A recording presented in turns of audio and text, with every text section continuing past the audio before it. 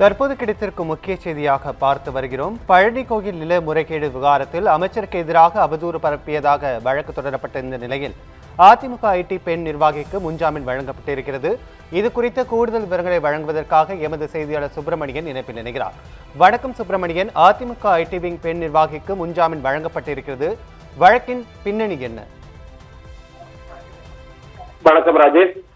பழனி முருகன் கோவிலுக்கு சொந்தமான நிலம் தனிநபர்களுக்கு முறைகேடாக பத்திரப்பதிவு செய்யப்பட்டதாக இருந்த சர்ச்சை தொடர்பாக அமைச்சர் குறித்து அவதூறு பரப்பியதாக பதிவு செய்யப்பட்ட வழக்கில் அதிமுக ஐடி விங் இணைச் செயலாளர் இந்திராணிக்கு சென்னை உயர்நீதிமன்றம் முன்ஜாமீன் வழங்கி உத்தரவிட்டுள்ளது.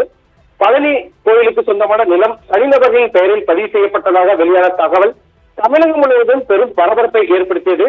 இந்த விவகாரம் குறித்து சமூக வலைதளத்தில் கருத்து பதிவிட்டிருந்த இந்திராணியின் பதிவு இந்து சமய அறநிலைத்துறை அமைச்சர் ரமேஷுக்கு எதிராக அவதூறு பரப்பும் வகையில் இருப்பதாக அமைச்சர் தரப்பில் புகார் அளிக்கப்பட்டது. இதனையடுத்து அமைச்சரின் உதவியாளர் அளித்த புகாரின் அடிப்படையில் சென்னை மத்திய குற்றப்பிரிவு போலீசார் இந்திராணி மீது வழக்கு பதிவு செய்துள்ளனர். இதனைத் தொடர்ந்து கைது நடவடிக்கையை தவிர்க்க முன்ஜாமீன் கோரி இந்திராணி சென்னை உயர்நீதிமன்றத்தில் மனு தாக்கல் செய்திருந்தார்.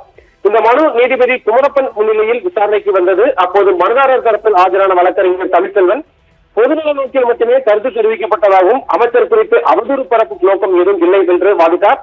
இருதரப்பின் வாதங்களை பரிசீலித்த நீதிபதி குமரப்பன் இந்திராணிக்கு முன்ஜாமீன் வழங்கி உத்தரவிட்டார். ராஜேஷ், கூடுதல் விவரங்களுக்கு நன்றி சுப்பிரமணியன்.